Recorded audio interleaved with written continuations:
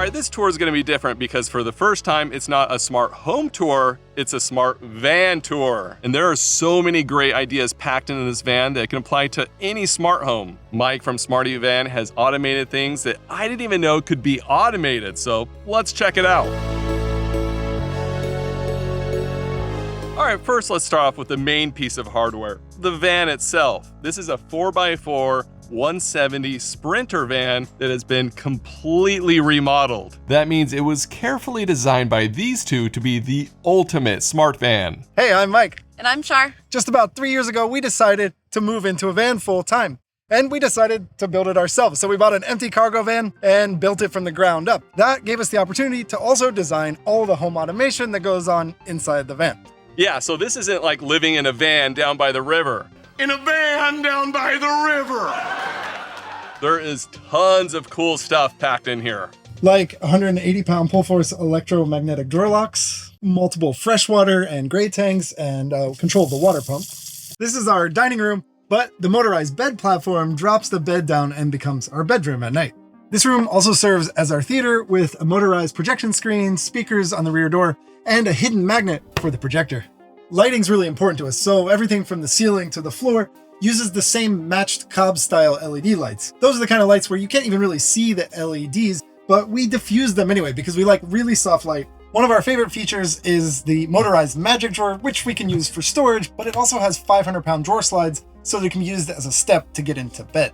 Like most RVs and vans, we of course have a ventilation fan, which came with an IR remote, but we made it smart. Since our home is on wheels, it's really important for us to be able to pull data from the vehicle in, so we use a YCAN OBD reader into the OBD port of the vehicle so we can get all that data into our home automation platform. We also combine Starlink, which is mounted on the roof, with a couple of SIM cards that are multi-carrier SIM cards, so we're always connected to the internet. When we arrive at camp, we always want to try to level the van, so we carry some blocks around that are traction blocks and leveling blocks, but we have a controller in the van that uses an IMU to detect the level of the van, and it suggests the number of blocks to use to get us to level. With this side having the sliding door, this is of course where we like to hang out the most, and at night we love to have soft lighting, so there's underglow strips underneath the chassis, and there's a soft strip underneath the awning that works whether the awning is open or closed.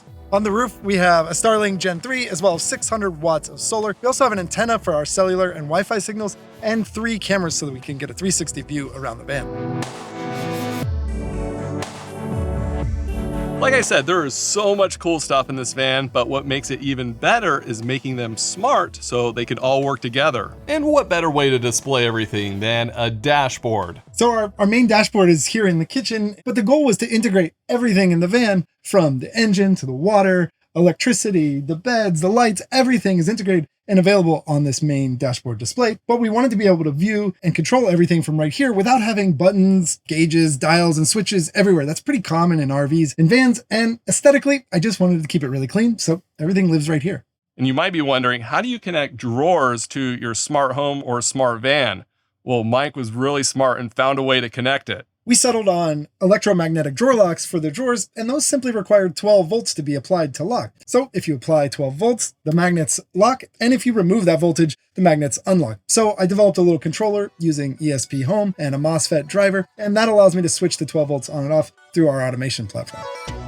Isn't that so cool that Mike was able to figure out how to connect these drawers to his smart van? And wait till you see how he's automating it. We'll get to that in a second. So just like these drawer locks, Mike added microcontrollers all over this van, and for a good reason. In fact, we use a lot of ESP Home controllers for everything from HVAC to the electronic valves in our plumbing system. And the reason really is because our house system is DC. Our electric system is 12 volts, and that means it's really ideal to use low voltage DC powered microcontrollers to control all this stuff. You could get off the shelf bits for a home that doesn't have wheels, but that's probably going to require 110 volt power, and we really just don't have that. Yeah, there's just not a lot of smart home devices that are made to work with RVs and vans. So I think it's pretty sweet that Mike was able to venture into uncharted territories and figure this stuff out, because there's not really a good off-the-shelf solution, and he's able to write all the code and get those microcontrollers working with those devices. It's awesome. Okay, but what smart home hub is running this van? We thought about using one of the standard smart home platforms for the van, But after trying it, we realized we needed something that was more powerful and more flexible to do all the custom integrations we would need in a moving home. So we settled on Home Assistant. We're running it on a Raspberry Pi, and it's in the electric bench right under me. It's been working great. It's been running for almost 3 years nonstop.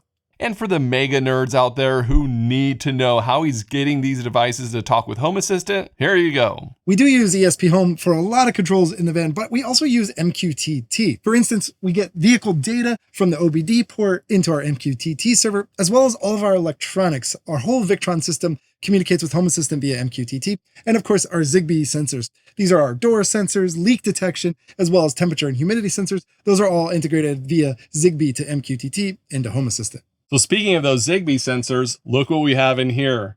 An Aqara contact sensor. And Aqara is sponsoring this tour series because traveling is expensive, so they're helping making it possible. And Mike is using Aqara sensors all over the van.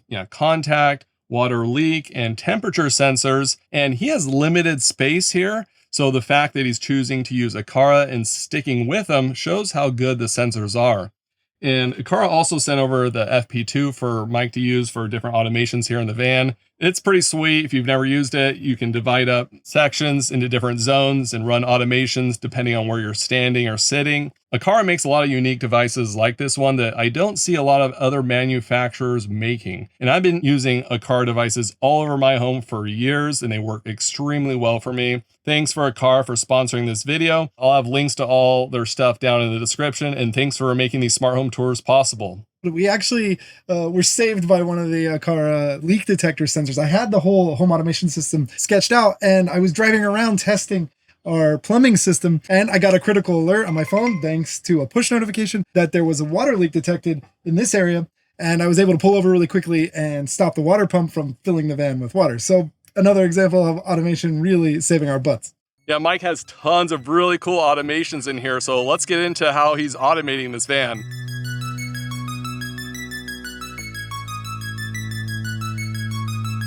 The challenge of living in a van is that there are a lot of systems that should ideally be shut down when we're away from the van. So to solve that problem, we automated everything using presence detection. We use Bluetooth on our phones so that when we leave the van, critical systems like the water pump, the inverter, and the lights all shut down while we're gone.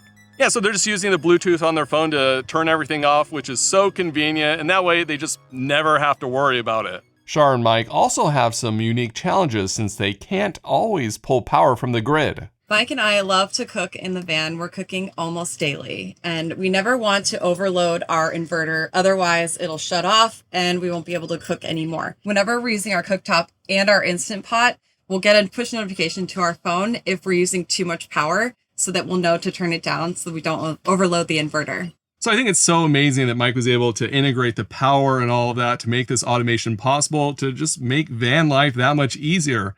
And wait till you hear about this next one. Traveling in a van is so much better with this automation. Before we hit the road, there's usually a huge long checklist of items we need to make sure to button down before we can leave. So we decided to automate it to make life a little bit easier. We use a combination of the OBD port to sense the speedometer of the vehicle, as well as the 12-volt signal for the ignition. So between those two things, we can shut down a whole list of things. We can lock the drawers, we can turn off the inverter, shut off the water pump, close the max air fan, etc. That way everything's kind of locked down, ready to go when we're on the road.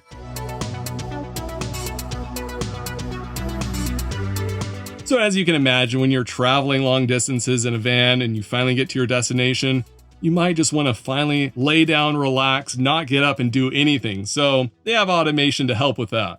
When we're ready to relax, we grab our projector, pop it into the magnet on the ceiling, turn it on, and the lights automatically dim, the projector screen automatically comes down, and we're able to just relax. To make that happen, we use an integration with Home Assistant for the Nebula Capsule 3 projector, and it's just detecting that the power is on the Capsule 3, and then the projector screen comes down. But that automation has a condition which checks to make sure that the bed is up before that screen is lowered. Otherwise, the screen could come down when the bed is down, and it could damage the screen. I can't believe they have a mini movie theater here in their van. How cool is this?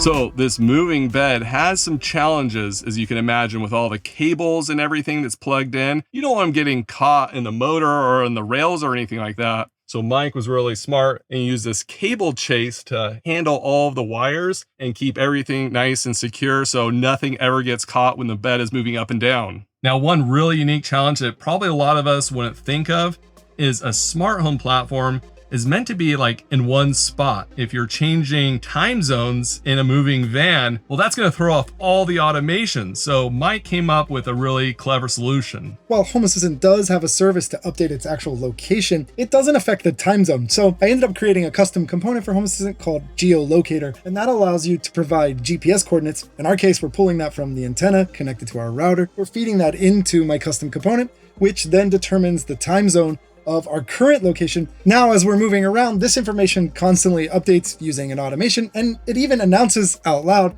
when we're in a new time zone. So we have this dashboard up front in the cab as well, and I can keep my eyes on where we are in the world.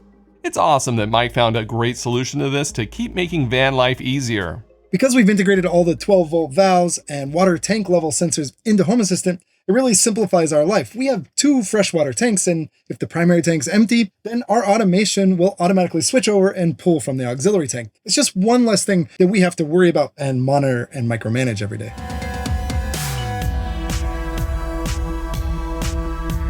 So Mike has a YouTube channel, SmartyVan, where he's made a lot of videos like how he set up these drawer locks and all the things connected in his smart van. And they're very detailed, extremely helpful. So go subscribe to him on YouTube. You'll learn so much. Even if you don't have a van, it will still apply to your own smart home. Like how he uses security cameras to protect his stuff. We travel and live full-time in our van, and we have all of our personal belongings with us, so security was kind of an important issue. So we installed 3 IP cameras all around the exterior of the van, and we leave them running all the time. But we've automated it so that we can send alerts to our phones via push notifications when people are detected around the van. And we're using a Google Coral machine learning device to help detect those objects in the camera feeds. This is all done locally on our Raspberry Pi and kept offline on the Home Assistant install in the van.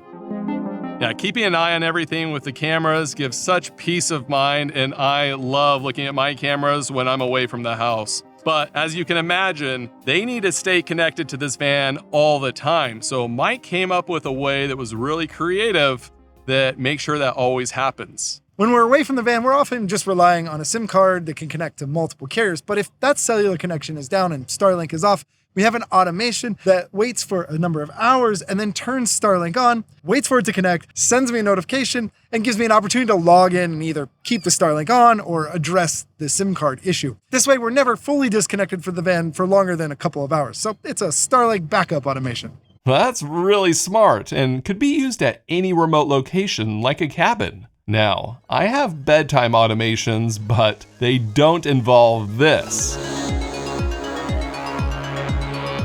We drop the bed down and an automation shuts down everything in the van. The inverter, the water pump, everything that we don't need at night. It even turns on a little red nightlight in the bathroom. Then we have one button in the van right next to the bed, and that final button push shuts the rest of the systems down and starts a Starlink sleep timer, and that's it for the night. It's impressive everything Mike's been able to automate in their van, and what's even crazier is everything they've seen and experienced in their 1.5 years of living in here full time. We have traveled to 31 different states, 3 different countries, 23 national parks, and we've slept in 198 different locations. Yeah, it's a lot of moving around, and honestly, if we went back and built this van again, I would automate it, and I would probably take it even further because it really has made our adventure more special. It's a hobby as well for me, but I think it makes things easier. All right, so my big question is, I know Allie really wants to live in a van. Is it worth it? Should we do it? Yeah. Absolutely. Especially if it's fully automated. Yeah. What about with 3 kids? Absolutely. Yeah, maybe something a little bigger. 46. That's not that much. Nope, not that much. It's not in an hour. Nope, less than an hour. Actually, I don't know if I can handle it with our 3 kids. There's no way we can handle it. You guys should definitely go follow SmartyVan on YouTube. I'll link all their links down below. They have some awesome videos, all their adventures, and super useful tutorials and everything. So definitely go follow them. And thanks, you guys, for letting me hang out with you and see your van. It's been awesome. All this stuff's so cool. Thanks for coming out. Yeah, and thanks for watching. I always feel so stupid doing these thumbnails. Like, yeah. I think I got it before the sun came out.